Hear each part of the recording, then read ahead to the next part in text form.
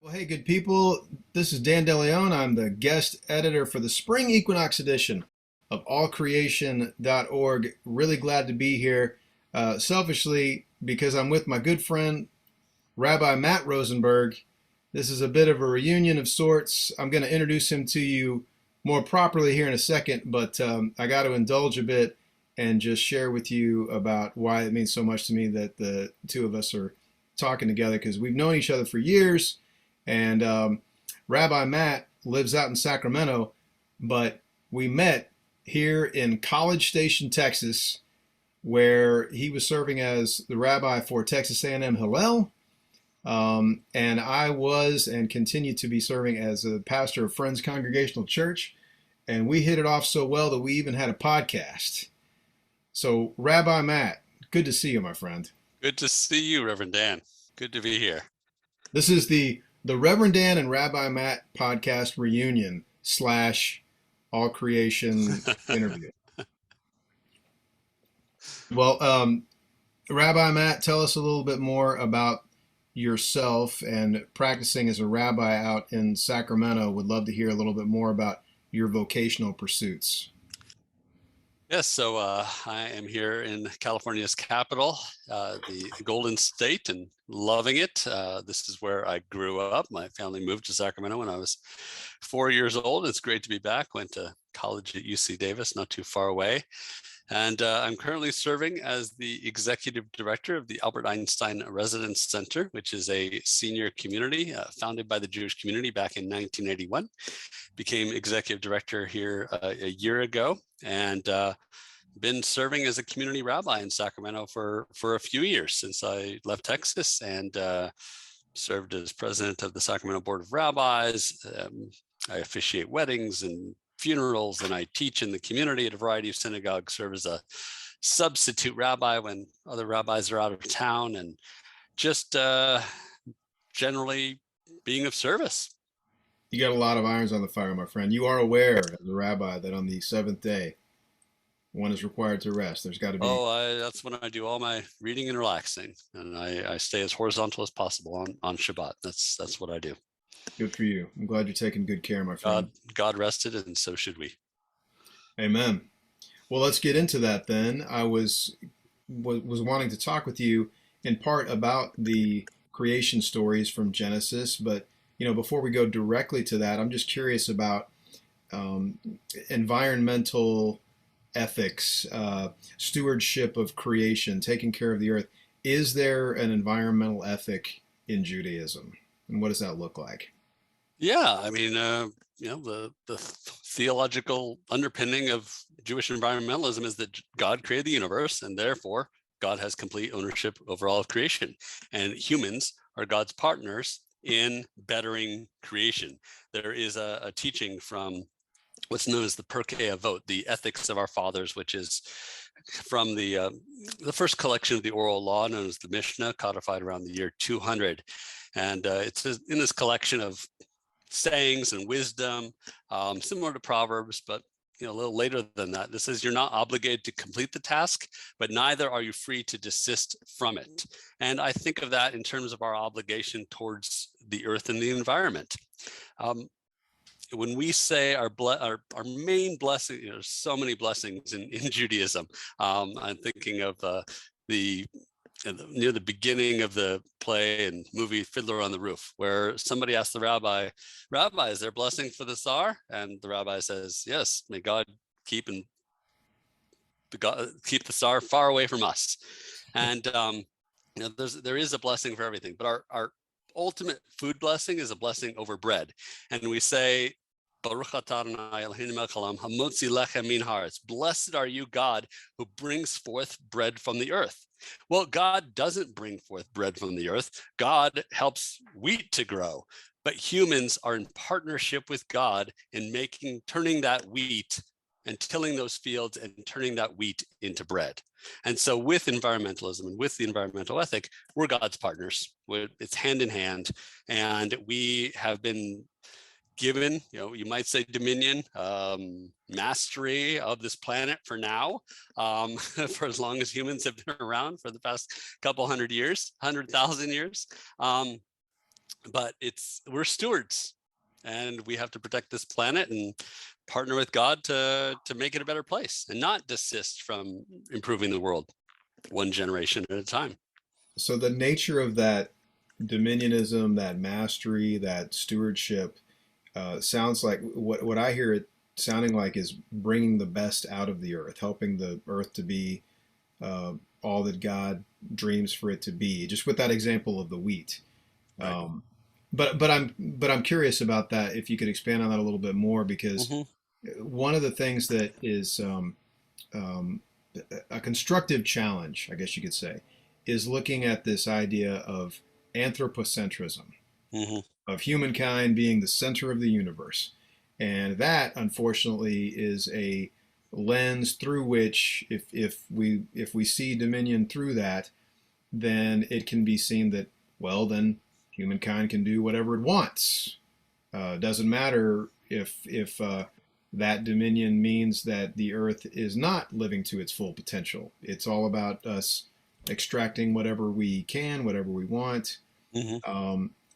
But I'm curious about looking at it through an anti-anthropocentric lens, if that's something that's even possible to do, or if there is a way to look at dominionism through a lens of anthropocentrism that is not so narcissistic, Right. I guess. Uh, anyway, I don't know if you could help me with that, or if that even makes sense. Yeah, no, it does. And I think that it is, the any religious traditions are human focused, right? They're not religions for the whales and the dolphins, but it's our job, according to my understanding, to maintain the basic balance to this order of creation. We have this ideal of trying to bring the world to this Garden of Eden place.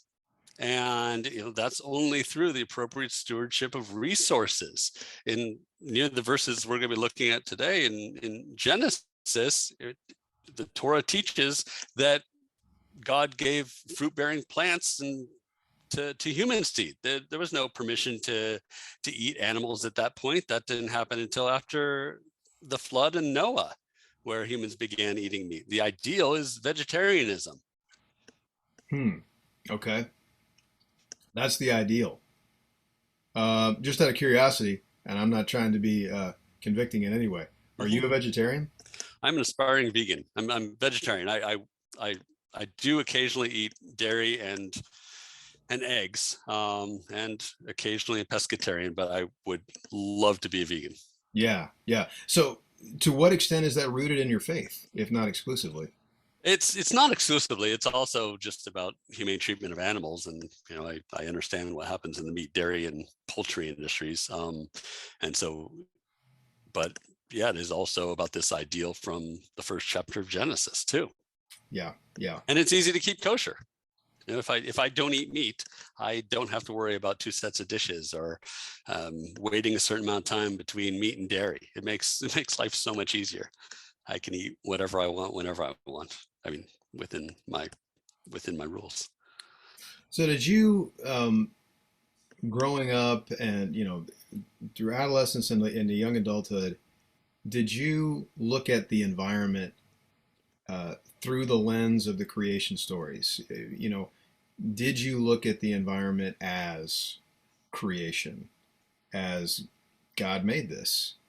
Or was that something that could be kind of compartmentalized, where I can keep my spiritual life over Mm-hmm. here as a Jew, Mm-hmm. but once I go outside and I'm in nature or the environment, whatever we human beings want to call it, I can leave that back in the synagogue, if you will. No, I think it all ties together. I don't believe in the literal 7 days of creation, but the 7 days of creation follows a geologic path quite nicely. And I feel like there had to be something before the Big Bang or the Big Bounce 13 so billion years ago. And when I'm out hiking in the Sierra, I I thank God for the wonders of nature. There's a blessing for seeing wondrous objects. Baruch atah Adonai Eloheinu melech haolam, oseh ma'aseh v'reishit. Blessed are you, Lord our God, who has created who creates the creations of creation, basically from the beginning, that there are these wonders that God is continuously creating, that, you know, we've had periods of glaciations that carved out Yosemite Valley, for instance, and have built up the Sierra Nevada, and, you know, give us this amazing planet that we live on.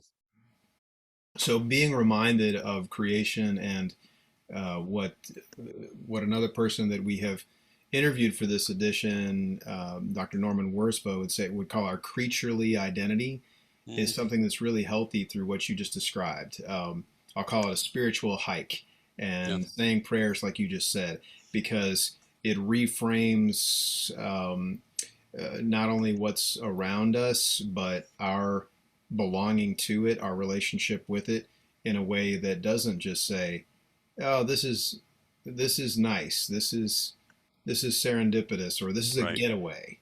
Right? Worse yet, that it's a getaway, because it's supposed to be a constant reminder of creation and our belonging to it. So I wanted to ask you about that too, with something that I came across in listening to this podcast on Jewish studies, asking that question about whether there's an environmental ethic in Judaism. Help me with the pronunciation. Tu B'Shvat? Tu B'Shvat, yeah, good job. I try. But it was suggesting that Tu B'Shvat is Judaism's environmental holiday, or Earth Day for Jews. Right. Tell me a little bit more about that, because I'd never heard of this. Yeah, so Tu B'Shvat, the name itself just means the 15th of the month of Shvat, and this is the new year for trees. There are a number of New Years in the Jewish tradition. You know, probably most of our listeners are familiar with Rosh Hashanah, the new year when we transition to the new number of the year.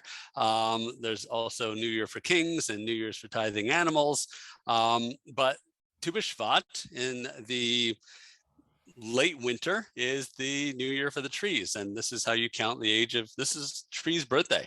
And when I lived in Jerusalem for a year, it was amazing that on or right around Tu B'Shvat is when the almond trees started blossoming, and the olive trees, and it was just a beautiful sight. And now Tu B'Shvat has taken on more of a environmental twist, and it's celebrated with a special Tu B'Shvat Seder, where different foods and nuts are eaten, representing different aspects of the earth, and it's a beautiful holiday. And this year it happened in late January, and every year it, of course, moves around based on the Hebrew calendar. Is this, so if it's something newer, this is not something that you grew up with? Tu B'Shvat, no, I remember back even into religious school as a kid that there was, you know, some kind of planting tree celebration going along with it, but it's the environmental twist is definitely newer. Okay, all right. Something within that is, and I know I can't pronounce this right, Baal Tashchit. Baal Tashchit? Baal Tashchit, yes. Okay, I'm not going to try again. You can do it much better than me. But that it prohibits wastefulness and destruction.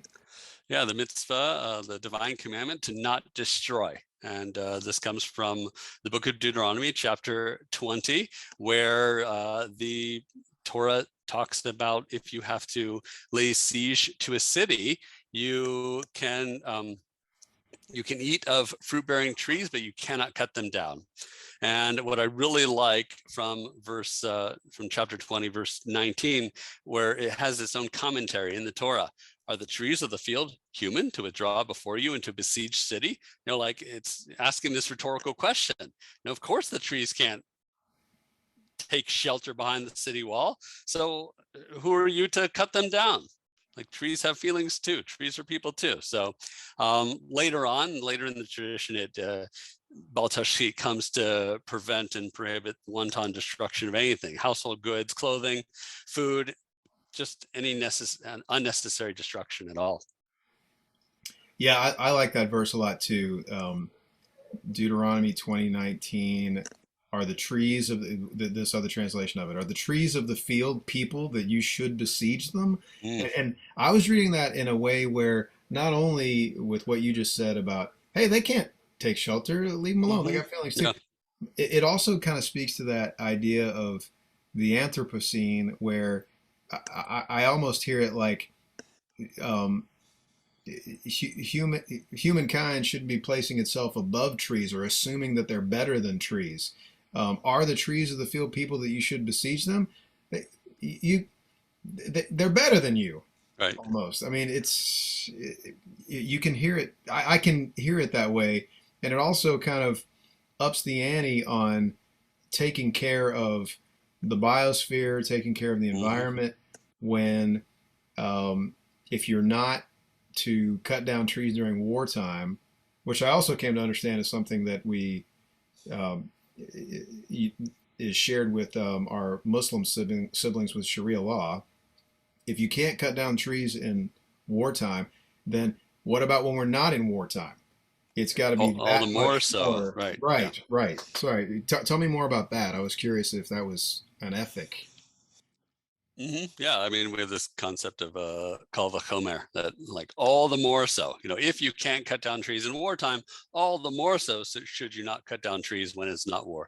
All the more so should you not just toss out extra food. Should you not, destroy things that don't need to be destroyed.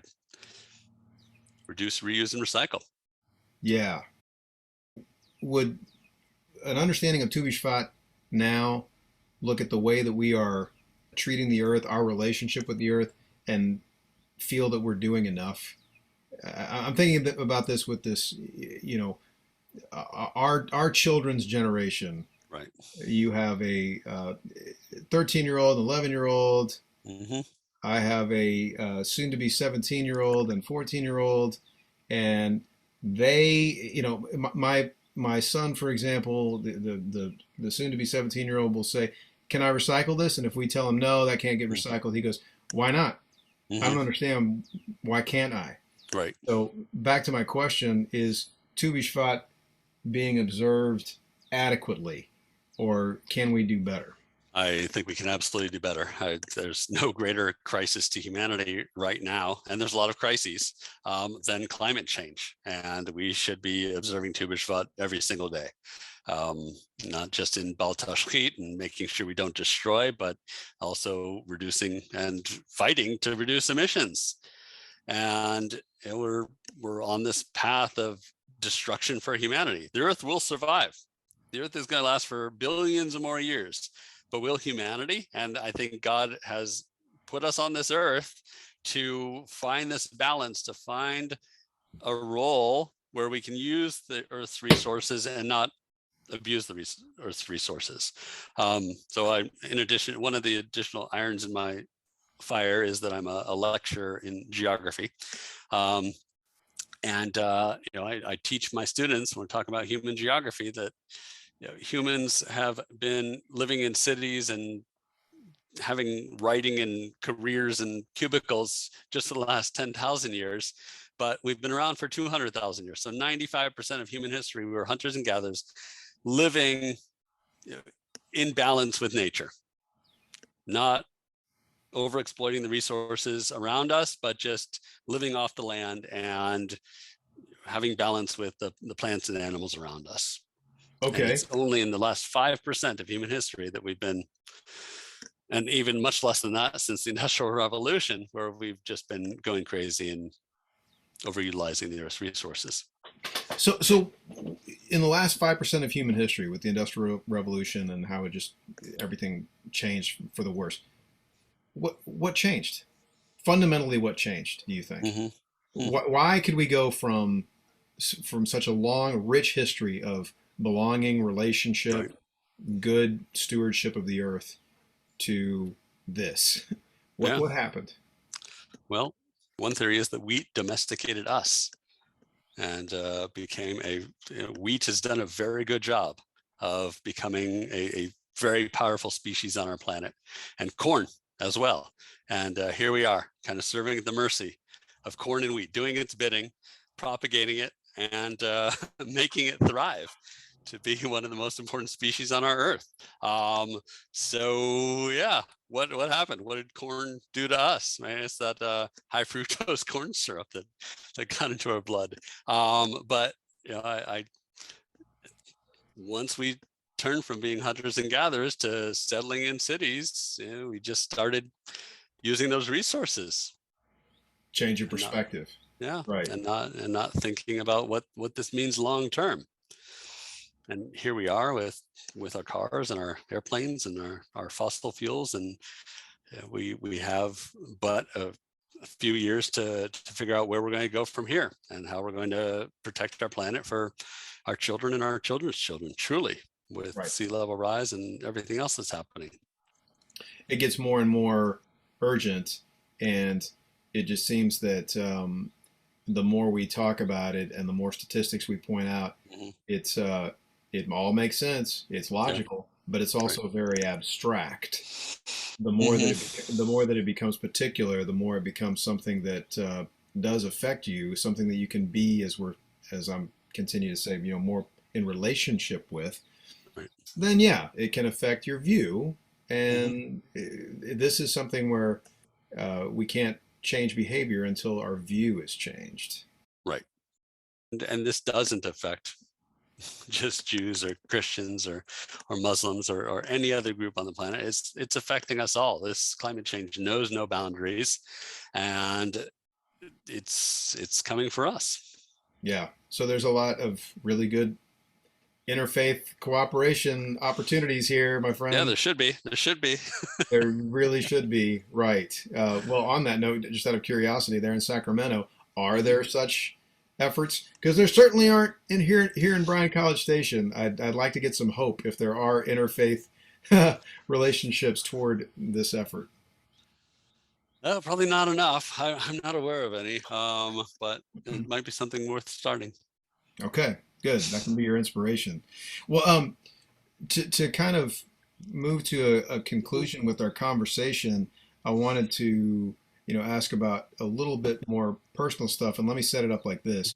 We've been talking about change of view, change of perspective. In the New Testament of the Bible, or I should call it the Second Testament, there's this Greek word metanoia, which means a change of heart or change of direction, and it has to do with our perspective, our view, how you see things, and how we see the world directly is going to affect how we treat it. Right. And so over time, I have had a metanoia when it comes to how I see the earth. And I, like you, it's not exclusively rooted in my faith, but a lot of how it is that I treat the earth is rooted in my faith.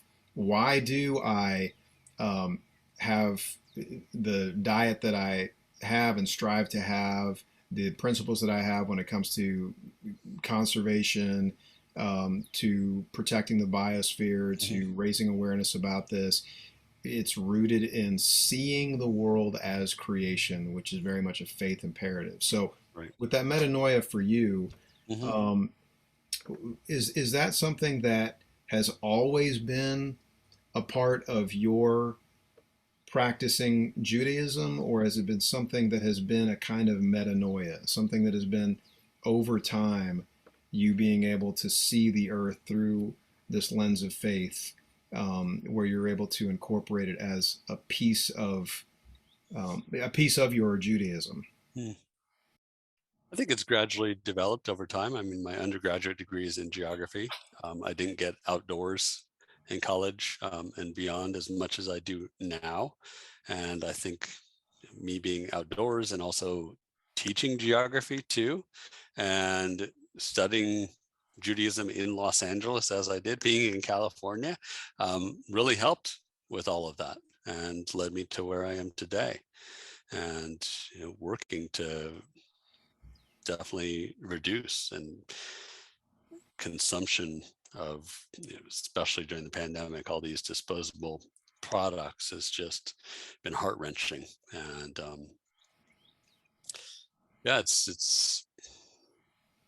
it's been a process that combines my faith with my also observation and work as a scientist and human.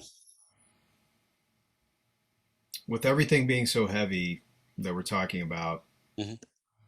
My last question's got to be, what gives you hope? Or where do you get your hope? Get my hope in the fact that humans are creative, and we can come up with solutions, and there are answers to climate change and to the problems we see on our planet. And I have faith that my children's generation and their children's generation will do better. I see this long arc reaching towards a betterment of the world. Amen. Okay, my friend. Thank you, Rabbi Matt Rosenberg, for being with us on All Creation and talking with us about Dominionism and giving us a boost of hope in how we can move forward. It's good to be with you, my friend. Good to be here. Thank you.